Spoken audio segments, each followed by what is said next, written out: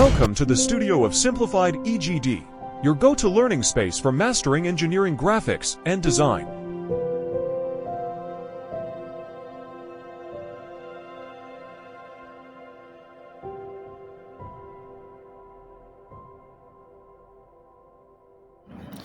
Now take a projection.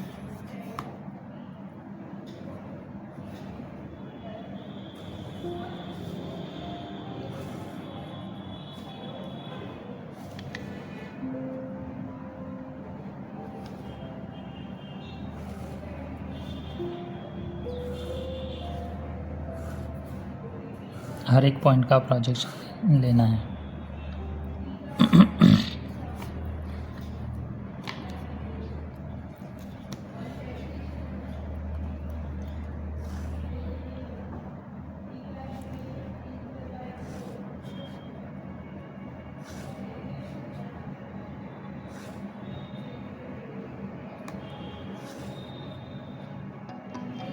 Okay, अभी 1-1 यहाँ पे होगा 1 2 2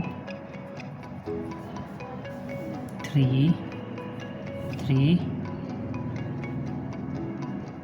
यहाँ पे ध्यान रखना है कौन सी लाइन है आपकी। 4 4 5 के लिए ई कहाँ पे है? यहाँ पे। तो ई वाला प्रोजेक्शन और 5 नंबर यहाँ पे इसका प्रोजेक्शन एक्सटेंड करना पड़ेगा, यहाँ पे 5। ठीक है, तो 1 2 3 4 5 को कनेक्ट करो। ये देखो टॉप में से देखेंगे, टॉप व्यू यहाँ पे ड्रॉ होगा। तो हमें ये जो वाला पेंटागोनल प्लेन होगा इसके ऊपर का टॉप पोर्शन, वो हमें प्रॉपरली दिखेगा। तो इसको हम पूरा डार्क करेंगे।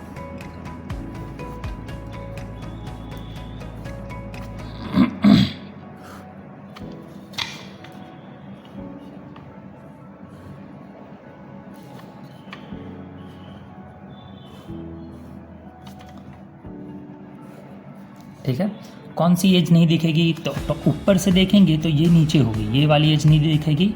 और ए से बी और बी से ई, मतलब नीचे की ओर ए से ई और ए से बी वाली जो एज ऐसे होगी वो नहीं दिखेगी। तो ये 3 एजेस हम डैश लाइन में ड्रॉ करेंगे, as well as 1 to a वाली एज। 1 to a वाली एज जो होगी वो ए का प्रोजेक्शन ये यहाँ पे है, बी सी और सी, यहाँ पे सी डी और ये हो गया ई। कौन सा पोर्शन नहीं दिखेगा? ए टू बी वाला। तो इसको हम डैश लाइन करेंगे। Similarly A to E dash line करेंगे। बाकी सब हम फुल लाइन में ड्रॉ करेंगे। ओके, अभी दोनों टॉप पोर्शन और बॉटम पोर्शन की मेन एजेस, लॉन्ग एजेस, मतलब जनरेटर्स उसके जो हम बोलते हैं। ठीक है, ये एज दिखेगी। ऊपर से देखेंगे तो 3 to C वाली एज दिखेगी प्रॉपरली। फिर ये वाली एज भी दिखेगी, ये वाली एज भी दिखेगी। कौन सी एज नहीं दिखेगी? ये जो नीचे है वो नहीं दिखेगी। ठीक है, तो उसको हम ड्रॉ करेंगे डैश फॉर्म में। ओके, फिर ओ डैश और यहाँ पे होगा O1 और यहाँ से O1, मतलब ये हो गया O1। इसके लिए ड्रॉ करनी पड़ेगी हमें सेंटर लाइन। यहाँ पे जो सेंटर लाइन है मीन्स इट्स मेन एक्सिस, उसकी लेंथ एक्चुअल एक्सिस से कम है या ज़्यादा है? ये 40 mm हमने ड्रॉ किया था, अभी इसकी लेंथ हो गई है 2.9 अप्रॉक्स। ठीक है, ऐसे कुछ हो गई है। तो जब भी हम इसको इंक्लाइन करके कुछ एंगल पे सेट करेंगे, हमें दिया है 30 डिग्री, पर ये कुछ एक्सिस एंगल बना रही है यहाँ पे 45। ठीक है, ऐसे करके बनाएंगे तो ये होगी 45, as well as it is making 30। तो उसकी जो एक्चुअल लेंथ होगी वो चेंज हो जाएगी जब वो दिखेगी फाइनल स्टेज में। तो उसके लिए हमें ड्रॉ करना पड़ेगा उसका इंक्लिनेशन ठीक से। तो ये बेस लाइन, फिर हम एक्चुअल लेंथ का मेज़रमेंट हमें कितना दिया है 30 डिग्री। तो हम पहले कोई भी एक पॉइंट लेंगे, यहाँ पे आपको पॉइंट दिखे इसलिए मैं बहुत बड़ा पॉइंट ड्रॉ कर रहा हूँ, ठीक है। O1 डैश वाला पॉइंट सपोज़ लिया। अभी 30 डिग्री का एंगल VP के साथ है, तो हम यहाँ पे ड्रॉ करेंगे 30 डिग्री, ठीक है। कनेक्ट करो वो लाइन को वो पॉइंट के साथ, ऐसे कुछ आ रहा है। एक्सिस की लेंथ कितनी है हमारी, ट्रू लेंथ, उसकी एक्चुअल लेंथ है वो 40, ठीक है। यहाँ पे हाफ स्केल के हिसाब से लेंथ ये कम हो रही है, तो जो फाइनल वाली लेंथ है वो भी कम होगी, पर एंगल में कोई चेंजेस होगा नहीं, ठीक है। सो एंगल वही का वही हमें मिलेगा। ये है true length of O dash, O1, ये हो गया O डैश O1 डैश, ठीक है। इस मेन एक्सिस आ गया। ये एंगल आया फाई, हमें दिया है 30 degree, phi is equal to 30 degree. Now उसकी जो फाइनल वाली लेंथ हमें मिली, कितनी मिली, इतनी हो गई है अभी, ठीक है। तो यही डिस्टेंस मेज़र करके हमें यहाँ पे आर्क लगाना है O1 डैश से, और इसको कनेक्ट करो इसके साथ, जो अभी प्लान लेंथ हो गई, ठीक है। ये है हमारी प्लान लेंथ। तो एक्चुअल एंगल एक्सिस का होना चाहिए, यहाँ पे ऐसा बोला होता कि प्लान ऑफ एक्सिस, ओके।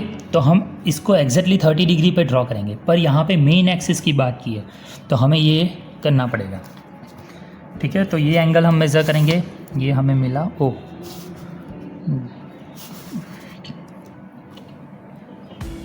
ये एंगल हमें अप्रॉक्स मिल रहा है, ये लाइन को पूरी एक्सटेंड करनी पड़ेगी, ठीक है। अभी इसका एंगल हम देखेंगे तो एंगल हो रहा है 44 डिग्री हो रहा है। यहाँ पे मेरे ड्रॉ करने में थोड़ी एरर है, नियर अबाउट आपका 45 आएगा, ठीक है। तो यहाँ पे मेरा 44 जैसा हो रहा है, तो मैं करूँगा 44 डिग्री पे ड्रॉ, ठीक है। तो यहाँ पे कोई भी पॉइंट ले लेते हैं, फिर एंगल मेज़र करते हैं 44 का। आपका अगर 45 आ रहा है तो आपको 45 का ड्रॉ करना है पूरी लाइन। ये पेंटागोनल प्रिज्म का टॉप व्यू, वो पूरा ऐसे ड्रॉ करना है, ओके। सबसे पहले ऐसे पॉइंट मार्क करने हैं कि ये वाला व्यू जब ऐसे हो तो ये एंड वाली एज यहाँ पे अंदर XY लाइन के उस साइड ना चली जाए, ठीक है। तो यहाँ पे हम मार्क करते हैं पॉइंट 1। सेम मेथड होगी हमारी, हर एक लाइन को मार्क करेंगे, यहाँ से इतना डिस्टेंस लेके 1 से फर्स्ट लाइन, फिर सेंटर के लिए ये लाइन, फिर E पॉइंट के लिए ये आर्क, फिर एंड एज के लिए ये वाला आर्क, फिर यहाँ से ये फर्स्ट वाली एज, ये आर्क, सेकंड वाली। जितनी भी लाइन पड़ रही है हर एक को आपको मार्क करना पड़ेगा,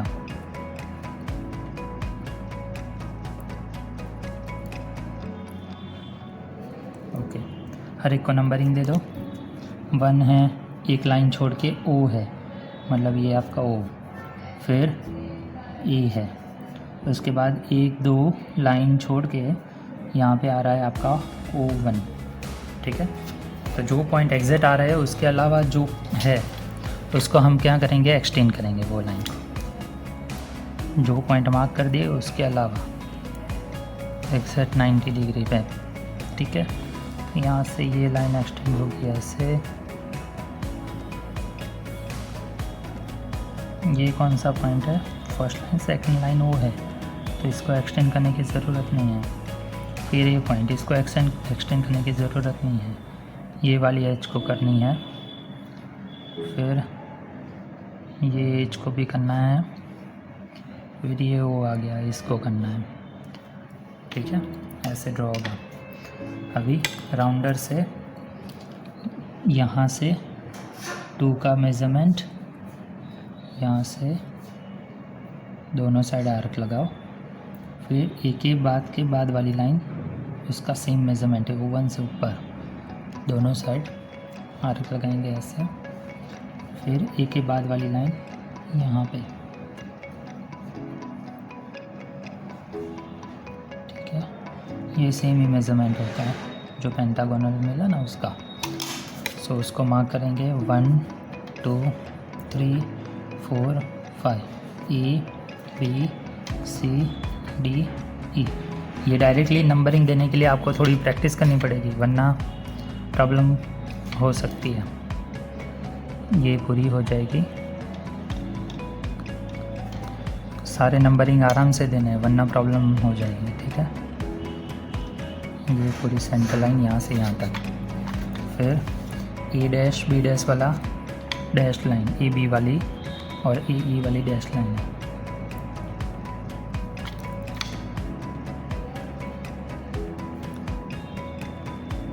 बाकी सारी की सारी लाइन कंटिन्यूस लाइन है।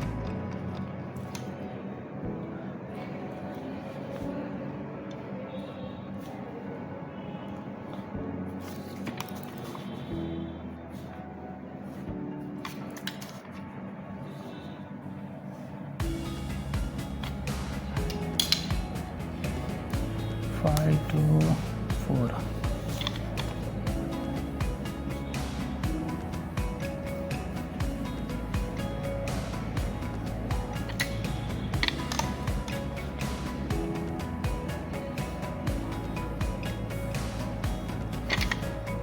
ये पेंटागन हो गया ऊपर वाला, ये नीचे वाला, और हर एक लाइन कनेक्ट हो गई, ठीक है।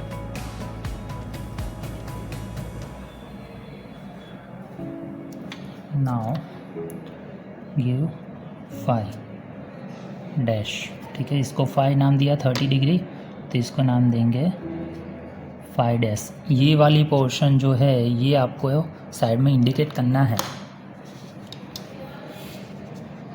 ओके, नाउ प्रोजेक्शन ऊपर और साइड में से, रेफरेंस लाइन लो, हर एक पॉइंट में से प्रोजेक्शन ऊपर की ओर।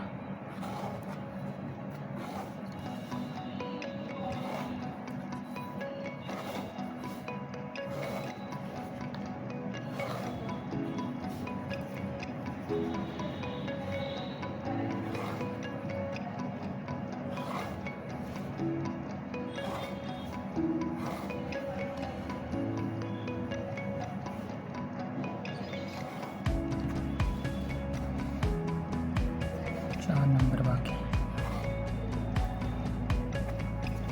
डन। अभी साइड में से projection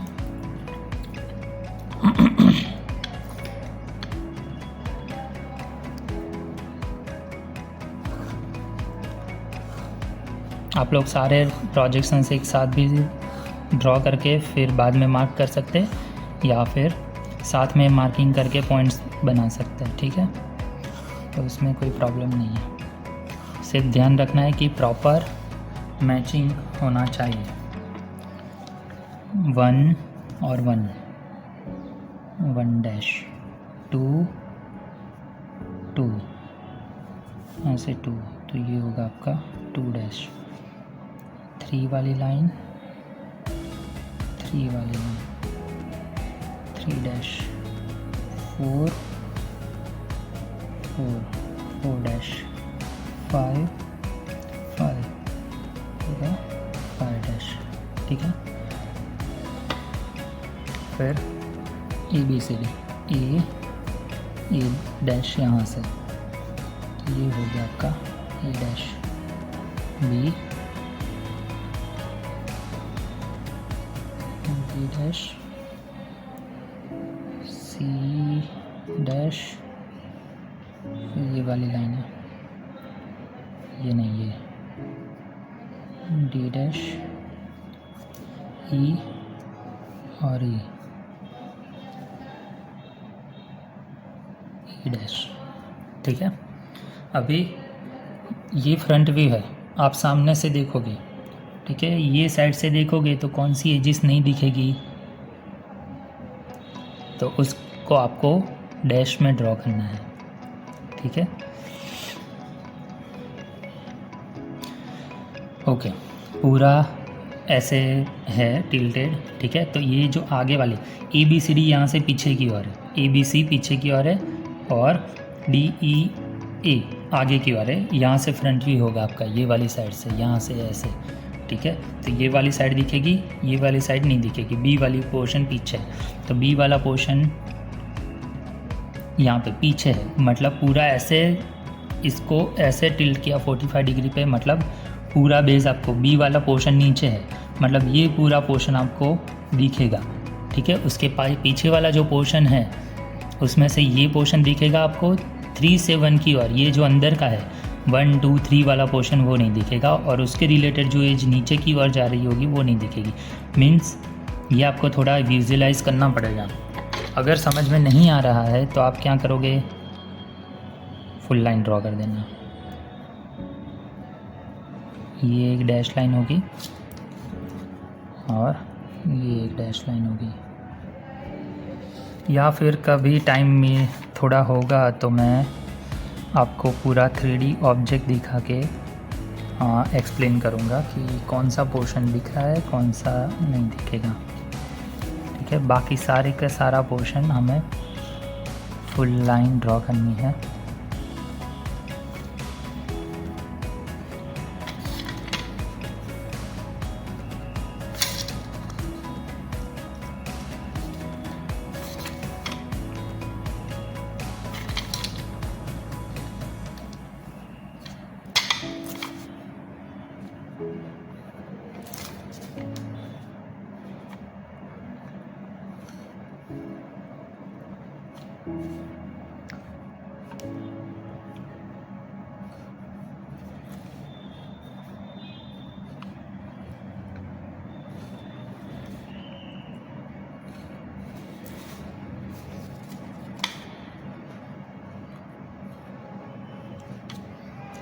now centre O dash and O, यहाँ पे होगा आपका ओ डैश एंड O1 डैश, ये वाली लाइन यहाँ पे होगी O1 dash. Draw centre line for from this.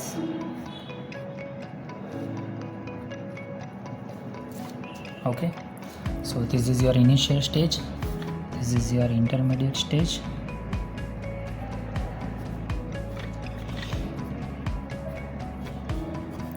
Final stage. ऐसे कुछ होगा।